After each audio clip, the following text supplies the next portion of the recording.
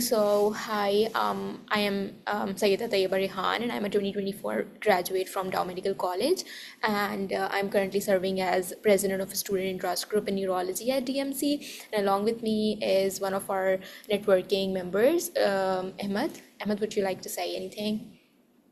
Hi, Assalamu alaikum, Dr. Khan. I'm Muhammad Ahmed, currently fourth year medical student at Dow Medical College, and I'm, of course, a proud member of Sign DMC. So we're really glad that you took out the time to join us for this podcast, and we're really honored to have you here, and we look forward to a great and engaging session ahead. Thank you. Thank you, both of you. I'm happy to be here and help y'all in any way I can. Thank you. All right, so we will begin this podcast. This is our episode number 4 for Neurology Road to Residency podcast, and we will be releasing this podcast on our YouTube channel. All right, so Dr. Humaira Khan is serving as a program director for UAMC, which is also known as University of Arkansas Medical Program. I would like to request Dr. Humaira Khan to please introduce herself briefly. Dr. Khan. Yeah, I just wanted to correct you. So it's actually UAMS. All right. Yeah, and it's the University of Arkansas for Medical Sciences. So my name is Humaira Khan. I graduated from the Al Khan Medical College in Karachi in 2003, and I did my residency here at UMS, and then went on to do a neuromuscular medicine fellowship at the Cleveland Clinic in Cleveland, Ohio, before I returned to my program. And then within a year of joining, I was made the associate program director, and for the last year and a half, I've been serving as a program director in this role. Great. So great to know that you are also from Karachi, Pakistan, and it's lovely to know. Thank you so much for taking our time to do this today. So we will begin with the question and answer session. So my first question would be that it is a very we have been receiving this question for a very long time from all the students and candidates who will be applying for match this year or next year. So my question would be that when you are looking at the applications like the ERAS CV personal statement, what is something that clicks you instantly that this is the candidate I'm really interested in interviewing? This is something really good, they stand out, and these qualities on their CV and personal statement makes you interested in extending an interview invitation to them. What are some of those things, if you can please share with us? So actually, there really isn't any one thing. So it's going to be how I do this is I review the entire application and I try to get some gestalt as to get a sense of who the candidate really is. And to get a sense of that, I obviously have to go through their personal statement, their letters of recommendation, their research, their step scores, any extracurricular activities they've done, even as far back as high school. So ideally, what we're looking for, and when we're looking through the application, we're wanting to see your application reflect your interest in neurology. And like I said, that can be gauged by many things. And we can often tell when we're reviewing the applications, we can really tell if you're considering neurology as a backup specialty or because you're really interested. And that really comes through in your application. So like I said, there isn't just one thing. A lot of candidates, you'd be surprised, they all look the same. It is very competitive, and the candidates are all competitive, and they tend to have a lot of the same things. Everyone's got some research, everyone's got some, away rotations here in the US. So they've got letters of recommendation from people here. So everything tends to look the same. So we try to get an overall sense of who you are based on many different things, and then on the basis of that, then we invite you. So no one thing is going to be everything. Yeah, that's thank you so much. That makes complete sense. And what you explained, you mean that you guys, the program that you are leading, you have a holistic approach, not just one thing that you are looking at, like not just a score, not just research, and you have a holistic approach towards inviting the candidates. Thank you so much. So for my next question, it's on the flip side, if you notice something on the personal statement or on the ERA CV that makes you think this is something like a deal breaker or a red flag, what are those things that makes you upset, like, oh, I don't want to invite these candidates because of something that they mention on their CV or personal statement? Sometimes people might be unknowingly mentioning stuff on their CV or personal statement, not knowing that this is not something good. So what are some of those things in your opinion? Yeah, so I don't think there's any one thing. I've encountered many different things. One example that kind of stands out to me, and this is a real example from someone's real personal statement that weirded us out, was this person starting off their personal statement with something about how many times their father had gotten married and how many kids they had and how many step siblings they had. And it didn't really connect with anything about neurology or what that turned them into as a person, or it had really no relevance at all. So I'm not really sure why that was mentioned. And it just came across as something negative for no reason at all. So you don't want to mention anything that will bring negative attention to your application. And this is just one example. There could be many different things. Or, for instance, I remember in an interview, actually, you're not asking about the personal statement itself, but in an interview, we kind of asked them, so, tell me about a time that you've made a mistake. And they said something like, I don't think I've ever made any mistake. So that, those kinds of things will put the interviewers off. We don't want people like that. So what you want to do in your application is you want to draw your attention to any positives you have and explain any negatives, but don't fixate on things that have no relevance to your application, and they may even draw negative attention. The other really important thing is incomplete applications. Big red flag for me. It shows lack of attention to deadlines and difficulty with time management, and we don't want that. So, just to give you some perspective, neurology is a very competitive specialty. We have 4 positions, and for 4 positions last year, on the day one when the match opened, I downloaded 850 applications for those 4 positions. And so when I'm going through them after that, if anybody downloads or uploads anything else after that, I don't have the bandwidth to go through extra applications. I've already got a great cohort of people to choose from. They're all excellent candidates. So why would I look at somebody who's, one, applying late, and two, who is uploading an incomplete application? So for example, if I'm going through your application and I notice, oh, there's no personal statement uploaded, or there's only one letter of recommendation, that is automatically going to exclude you. I don't have the time to then go back to your application to look at those things. So what you have to keep in mind is be aware of deadlines. Let your whoever you're getting letters from know that these are your deadlines, and give yourself at least a week after uploading for things to get uploaded and for them to be ready for us to download again. And the third thing I would say is if your application is not showing an interest in neurology, and like I said, that can be gauged in many different ways, then that goes against you. And I know maybe your next question might be about that, but if you failed your step exams more than once, that kind of comes through as a red flag, unfortunately. Right. Thank you so much for sharing your insight on this question. That was really, really helpful. That would be helpful for all of our viewers watching this. And all right. So my next question would be that you have already shared about the holistic approach in our first question, but my next question would be about there are several things that are considered like the key components of CV, which includes scores, first of all, and the leadership, volunteer, and research experiences.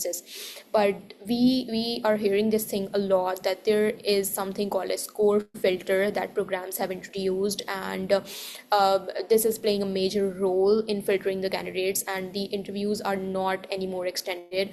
I don't know if it's just a myth or it's just a rumor or it's an actual thing, but people are concerned if they have a good CV, like they have research, they have volunteer work, they have everything on their CV, but if their scores are low, or maybe any one of those components is on the lower side, but they have rest of the components on their CV. So what you personally believe, and or what you personally do in your program, is there any filter? Do you filter out just on the basis of a score, or how do you personally balance all of these things?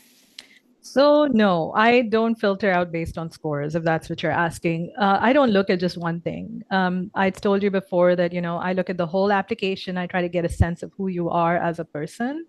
And that comes through from the research you've done, from any away electives you've done, from the volunteer work you've done, or any other leadership roles you might have had in the community. And all of that counts together with your scores. So I'm not, for instance, just going to pick somebody because they have a 274 in their USMLE step 2. That's not my criteria. I'm looking for people who are going to be good neurologists, and they're going to be good people. And I want them to be conscientious, and I want them to be sincere in what they're doing, because the field that we've chosen deals with lives, and I don't want people with some kind of fixation on just scores and not focusing on their growth and their learning to somehow get through. So, like I said, I'm looking at everything. I'm not just looking at scores, and I don't exclude people based on scores. However, like I said, if you failed step one multiple times, step two multiple times, then that's not going to go in your favor. I don't know how other programs do it. I'm sure that, when you have to deal with thousands of applications, some filters must be set up and your application may get excluded on the basis of those things. But I can only tell you what I do and what we do at our program. And we try to get a sense of who you are as a person.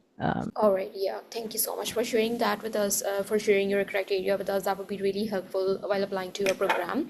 All right, so you did share that what are some of the things that should not be mentioned on personal statement. But what a very solid and good personal statement looks like to you? What would be your advice? How can someone make their personal statement stand out and memorable? So instantly when you see some personal statement, you say, oh, that's a very good personal statement. What are some of those qualities that you see in personal statement that makes you think this is a really good personal statement? So several things. One is you want to keep it genuine, you want to keep it sincere, you want it to sound like you. Um, don't use AI tools. It's going to sound like everybody else's statement. So make it personal because we're reading hundreds of these personal statements every day. They all start to look and sound the same. Don't rehash your CV unless you want to highlight specific encounters for a specific purpose. You want to highlight something, then it's okay to go ahead and do that. But don't rehash your CV because we're already looking at your CV. Why waste your words on something that we're already seeing somewhere else? It's nice to mention what your goals are at the end if you like, but again, avoid making it sound detached or cliched. So what we're really looking for is we want to hear your passion in your personal statement for neurology. We want to know that you're excited about the prospect of training in neurology. And if that comes through, I think you've achieved your purpose. All right, thank you so much for that. All right, so we are moving towards the questions about interview session. So we all know that interview holds a real importance in all the maths application process, and people are really anxious that how do they behave during the interview session. What are some of the things that they should be doing to practice or to make themselves better for the interview? So what do you personally like in a candidate when you are interviewing them? What are some of the qualities that you see in them that you actually think, okay, this looks like a good person to be a resident here in my program? So if you've been selected for an interview, you've already made that cutoff, right? So you have the qualities that we're looking for. Out of, like I said, those 850 applications on day one, we invited 72 people. So you're already in those top 72 that we're hoping will match at our program. So really what we're looking for when you are in the interview itself is how well you communicate, whether you come across as somebody who's sincere, who has a purpose, who has a goal, who is motivated, who is a team player and who would do the job that we need them to do. So you should learn to communicate clearly and effectively. You should always be respectful in all of your interactions, whether it's on email or during the interview sessions or the breaks. A lot of times you'd be surprised how often the program coordinator gets ignored by candidates. You don't want to do that. The program coordinator should be given respect as a person. And then I would also recommend, that you practice your interviews with faculty who are, from your medical school, maybe, but now who are settled in the US, and get them to do mock interviews with you because it helps you clarify your thought process. You become aware of some local terms. So, for example, I was helping somebody do a mock interview some time back, and she said something during her interview about, oh, I was shifting around, and I had a little bit of difficulty understanding what she was saying because we don't use the word shift here. What she meant to say was, I moved from city to city. And so we use the term move, we don't use the term shift. And I couldn't understand what she was saying initially because that's just not something we're used to here. So you obviously won't understand all the slang, all the common words that we use here. But doing that mock interview, you can get that kind of feedback.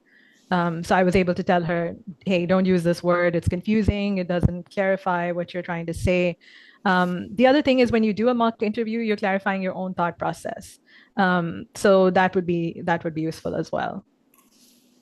All right, thank you so much. Sorry, one other thing I want to add. So we do have candidates who are over prepared, they're over rehearsing, and really during the interview, it sounds like they're reading their answers off of paper. So don't do that either. You should come across as genuine, as somebody who's actually having a conversation with us and not reading off of paper. All right. Thank you so much for sharing such important tips about the interview session. Okay, so my next question that we were receiving from a lot of applicants from Dow and all over in Pakistan was that about the signaling. So if someone signals your program, do you only value or I would say invite those candidates who signals you, or maybe those candidates as well who might have not signaled you? What is the importance of signaling in your Yeah, this is just something they've started a couple of years ago. And honestly, I don't see the point of it because I'm still looking at everybody's applications. I don't want to ignore somebody just because they didn't signal our program. I think what the signaling would help you with is that you can be sure that your application will be downloaded and looked at, but it doesn't guarantee anything. It doesn't guarantee that you're going to get an interview at that place. It just depends on how competitive you are in comparison to other people.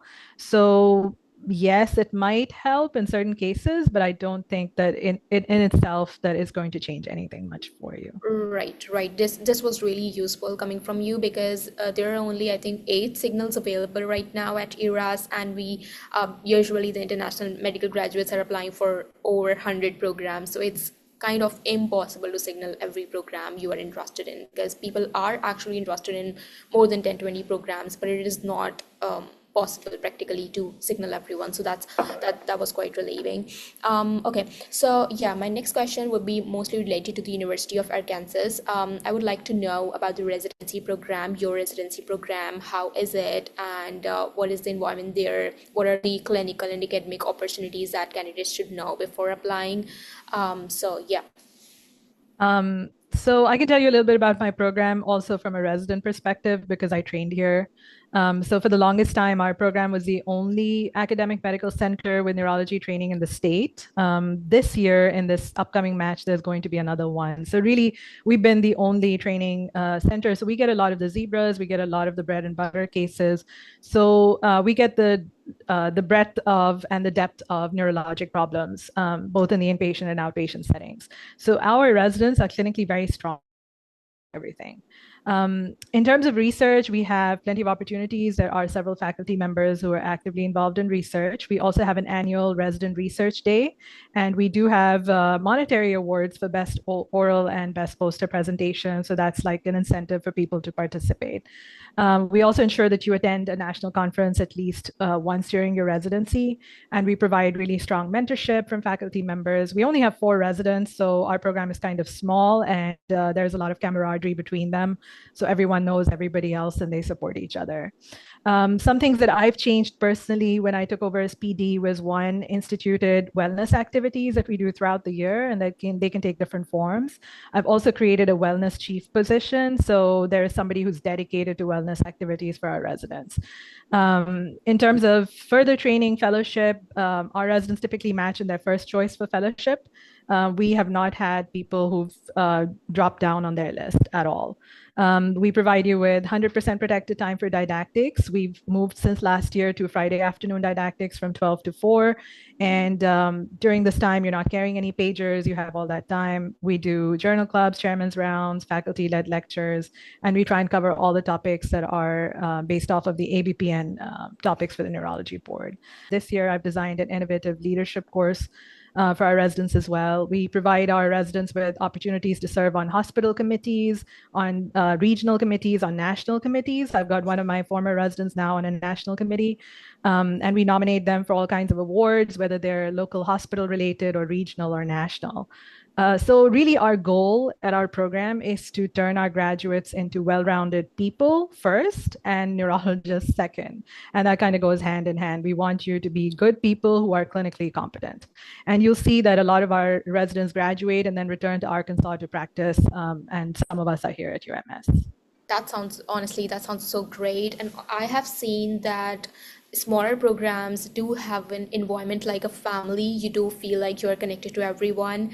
And like in bigger programs, you do kind of feel like lost at times, but smaller programs do have this benefit of feeling like a family and connected with everyone. Thank you so much for sharing that. This looks like a lot of learning and advanced things are going on at University of Arkansas. So yeah, so my next question would be that if applicants wants to approach the program coordinator, or is there any person they should be contacting to? Because a lot of the times there are confusions, there are questions, or they might just want to send a letter of interest or want to update with their step 3 results. So, and also sometimes they do want to send some thank you email or something like that. So there is this stuff as well. So do you guys appreciate such things, or is this a no thing for this program? Or if you do appreciate these things, so who they should be contacting at your program? So before the interview, if you have not been invited yet, then I don't think that there is any benefit in you reaching out. Really, we get hundreds of those emails every day. There's no way we're looking at all of them. So before you've been invited, probably not. Afterwards, it's always nice for you to send thank you emails to everybody who interviewed you, including the faculty, the other faculty, the residents who interview you, the program coordinator.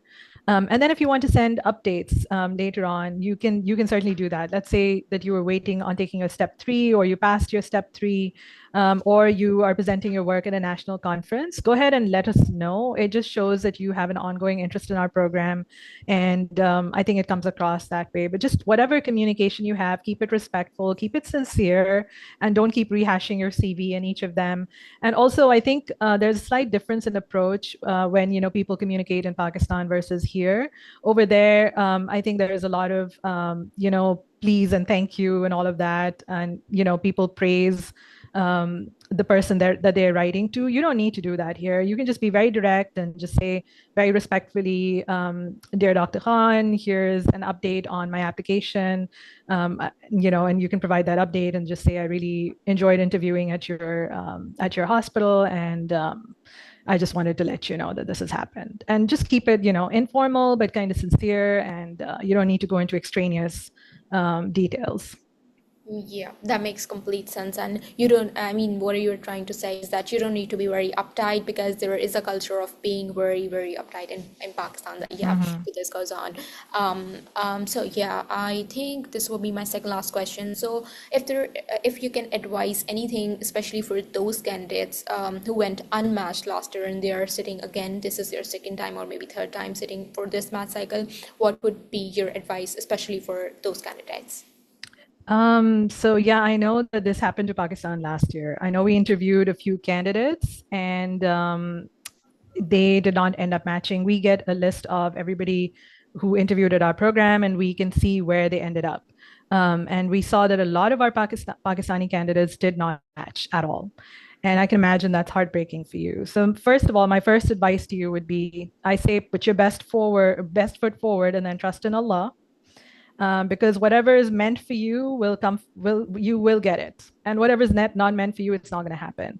So just remember that, and then remember to keep your best foot forward. I would say that the best use you can make of your time is to find a research position, find a clinical trial position, or continue to do your clinical electives during the time that you are waiting to apply for the next match.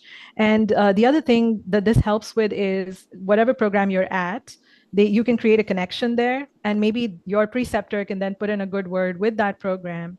So even if it doesn't help you at other programs, that kind of position would help you at that program wherever you're working. And so that connection can sometimes be very important, because then people get to know who you are, they understand your work ethic, they know that you're a team player, and that you're impressive in other ways, and that can really help you when you apply for the match. Absolutely. Thank you so much for such a comprehensive answer on this. All right. So, my last question would be, what would be your advice or advices in general for all the neurology match candidates who will be applying for this 2025 to 26 cycle, especially who are watching us, and the students of Dow Medical College, or the group of student trust group in neurology at DMC, or overall, all the candidates who are going to apply for this cycle? What would be your general advice for all of them? I think a lot of the applications that I see, all of them are very competitive. So if you did not get invited for an interview, it's not because you were not a competitive candidate, it's just that we ran out of spots. So don't take it personally. It might not have been a rejection per se. And so just keep putting your best foot forward and moving ahead. Make sure that you are demonstrating everything you need to in your application. Make sure you're not missing deadlines. Make sure that you're on top of everything that you need to be on top of. Because that first day that the match opens, that's your opportunity to make that impression. Because after that, your application is not getting downloaded. I can guarantee that. So don't be late with those things. Make sure everything's in place. And like I said, just keep working hard. You're all great. And if you don't find a position in the US, it's not the end of the world. There's so many other opportunities, and don't give up. Your goal is you want to be a good neurologist. Keep working hard towards that goal, and Allah will show you the way you'll end up where you need to end up. Absolutely. Thank you so much, Dr. Khan, for taking our time to do this to us today. This was a really insightful session for all of us, for all the guests who will be watching this episode. So I'll be just wrapping this up. So thank you so much, everyone, for watching this episode. This was the episode 5 for our neurology math series, and we will be releasing it soon. So it will be there on YouTube. We will see you guys again in next episode with another guest. Thank you so much. Take care and goodbye, everyone. Thank you.